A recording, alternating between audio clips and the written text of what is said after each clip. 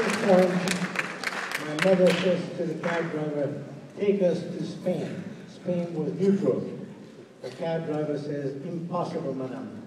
The Spaniards will not let anybody in, and the French and the Nazis will not let anybody out. But where can you take us? Well, I can take you north. Okay, start driving north. So we head north. We come to a town called Toulouse. Somehow, and I don't know how, but somehow my grandmother had figured out that her other daughter, my aunt, the one who was in Paris, had made it to Toulouse, and she decides that she's going to bail out. She said to my mother, look, you've got enough trouble with the kid, Peter, on your hands. I'm going to leave you, and I'm going to stay with Annelie, my other daughter. We continue driving. We come to a town called Osh. At that point, the cab driver stops. People were flagging him down and saying, oh, there are Germans on the other side. You don't want to go any further. So we get out in Osh, and this is where my story begins to center on the issue of people who did the right thing. The reason that I'm standing before you is because I had the very good fortune of running into people on several occasions who did the right thing. And when I'm through talking to you about it, I will explain how this relates to you and your life.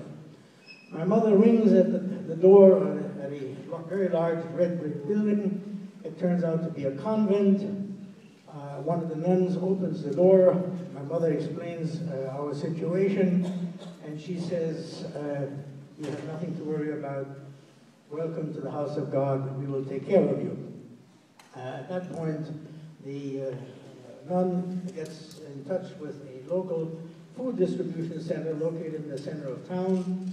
The food distribution center is operated jointly by the Swiss Red Cross, Switzerland is neutral, and also by American Quakers. Now, this is 1940. The United States is not at war yet. And Quakers, that has nothing to do with oats, Quaker oats. No, Quakers are a religious group in the United States. Most Quakers, I think, are in America. There are only about 300,000 Quakers worldwide. They do good that is totally disproportionate to their numbers.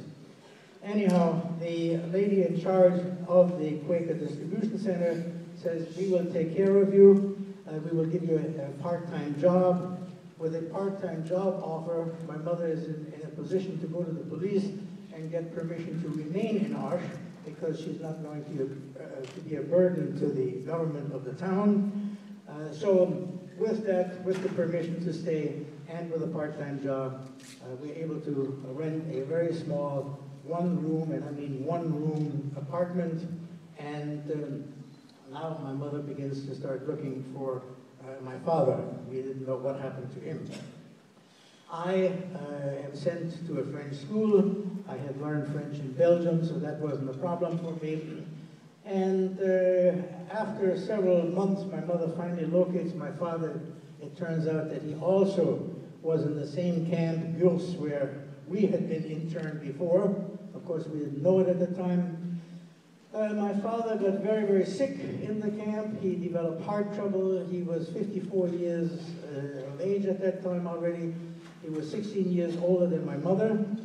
That was customary back then in Europe. A young man wouldn't consider getting married until he was 30, 35, and had established himself in a secure financial position before he would consider getting married, and then he would pick a young girl that is 18, 19, 20, or around that age. So that's why the large age difference between them.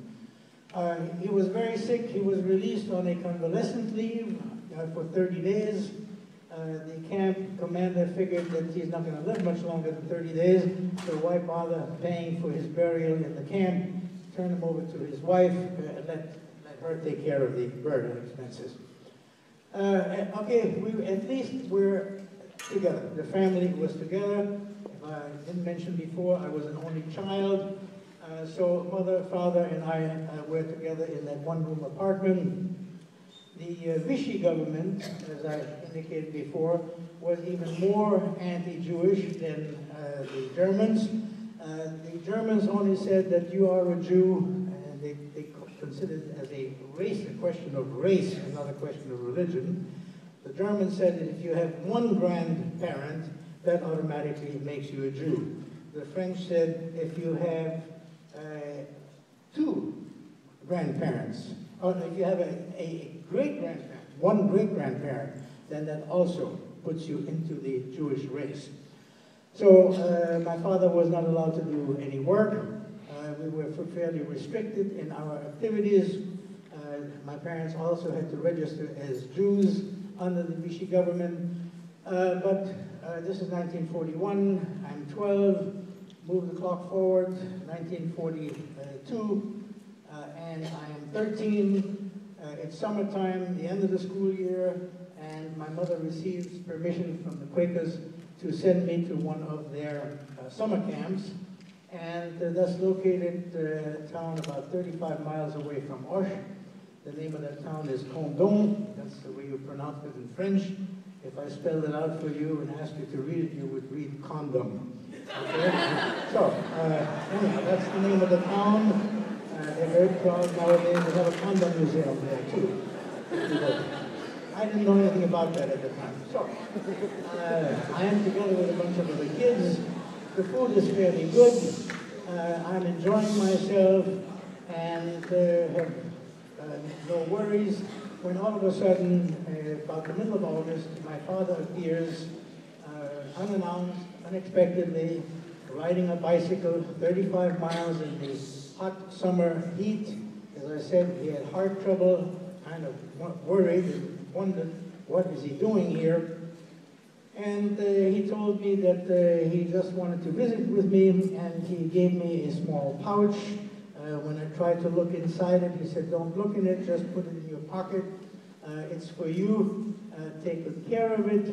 And he said, of course, under the Vichy laws regarding Jews, we're not allowed to be on the street after dark, so I must go right back to Auch now and hope that I get back in time before nightfall. And so it was a very brief meeting. We were standing at on the crest of a hill, and my father climbed back on his bicycle. As he disappeared down the hill, disappeared from my view, I was suddenly overcome with a horrible feeling that I don't think I'll ever see him again.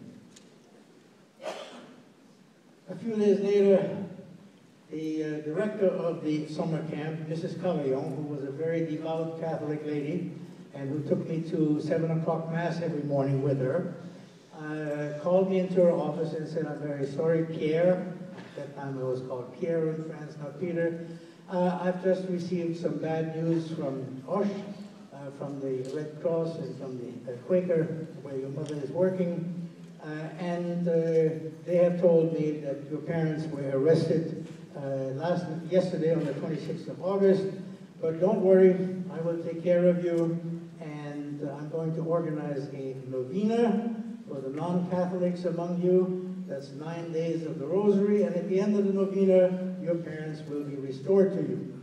Well, I believe this, and about 4 days later, she gets a postcard indicating that my parents were in a French camp called Le Vernet. They said that this seems to be a transit camp. They're probably going to be moved from there before too long. They don't quite know where, but asking Mrs. Cavaillon to please look after me. The next day, Mrs. Cavaillon comes into the breakfast room. She took one look at me and she said, oh, you look very sick. I want you to go to bed right away. I said, I'm not sick, I'm feeling perfectly. And shut up, just go into to your bedroom. You are sick, and I'm going to give you something that you must take. And sure enough, about 20 minutes later, two French gendarmes, those are national police, arrived in the room. They took my temperature, and they said, yes, the kid has a fever. I don't think we can transport him at this time, but we will be back to pick him up. We have orders to arrest him.